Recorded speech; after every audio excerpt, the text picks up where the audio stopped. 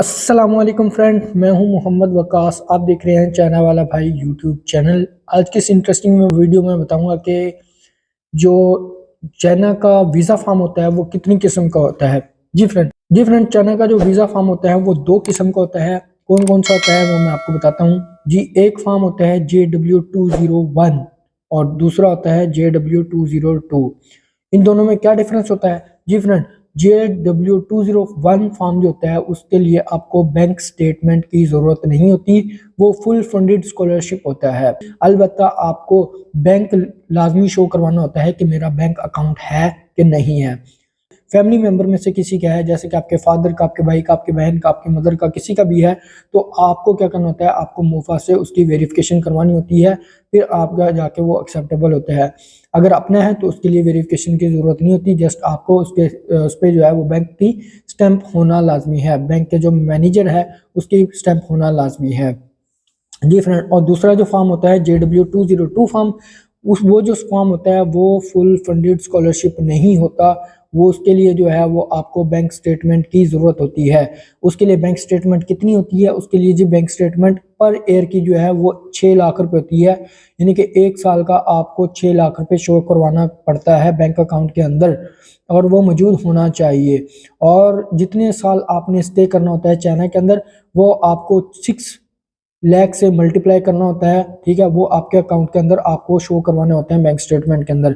JW202 form जो है इसके अंदर जो है वो बाज़ टाइम आपको ये शो करवाना पड़ता है और बाज़ टाइम नहीं भी शो करवाना पड़ता। उसके लिए ये होता है कि ना कि जिस अदारे में आपने अप्लाई किया होता है फिर वहाँ पे आपको कॉन्टेक्ट करना पड़ता है, वहाँ से फोकल पर्सन की डिटेल लेनी पड़ती है और कुछ और डॉक्यूमेंट। जब आप जारी ऑफिस में जाते हैं वहाँ से पूछते हैं जी, अपने डॉक्यूमेंट चेक करवाते हैं, वो आपको बताते हैं कि आपको अपनी जो है वो बैंक स्टेटमेंट कितनी शो करवानी है, कितनी नहीं शो करवानी। फिर आप वहाँ पे जाके बताते हो कि मेरी जो है वो फुल स्कॉलरशिप है अदारे की तरफ से, या फलां फलां जो भी बातें होती हैं। तो आप जो है वो फिर वो बताते हैं आपको फलानी चीज़ आप वहाँ से मंगवाएं, कौन सा डॉक्यूमेंट चाहिए कौन सा नहीं चाहिए।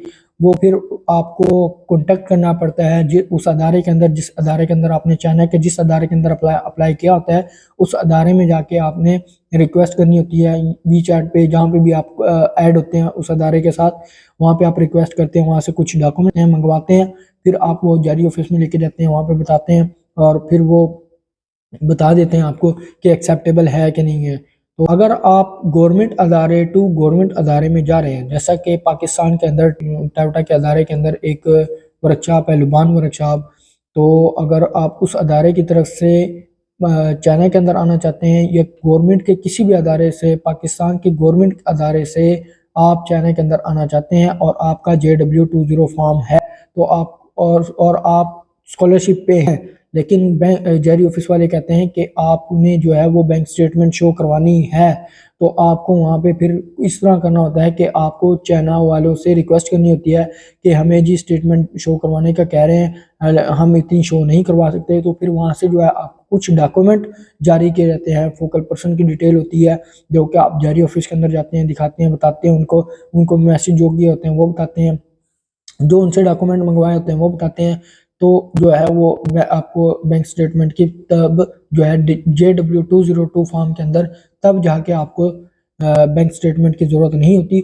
अदरवाइज अगर आपका JW202 फॉर्म है और आपको बैंक स्टेटमेंट शो करवाना लाजमी होती है, पर ईयर की 6 लाख रुपए होती है जो कि आपको शो करवानी होती है। जी फ्रेंड, ये थी आज की हमारी वीडियो। आपको हमारी वीडियो कैसी लगी है कमेंट सेक्शन के अंदर ज़रूर आकर बताइएगा। साथ में हमारे यूट्यूब चैनल को सब्सक्राइब कर लें और बेल आइकन पर भी क्लिक कर लें, ताकि आपको हर एक आने वाली वीडियो का नोटिफिकेशन मिलता रहे। मिलते हैं नेक्स्ट वीडियो के अंदर। अपना बहुत सारा ख्याल रखिएगा, अपनी दुआओं में मुझे याद रखिएगा। तब तक के लिए अल्लाह हाफिज़।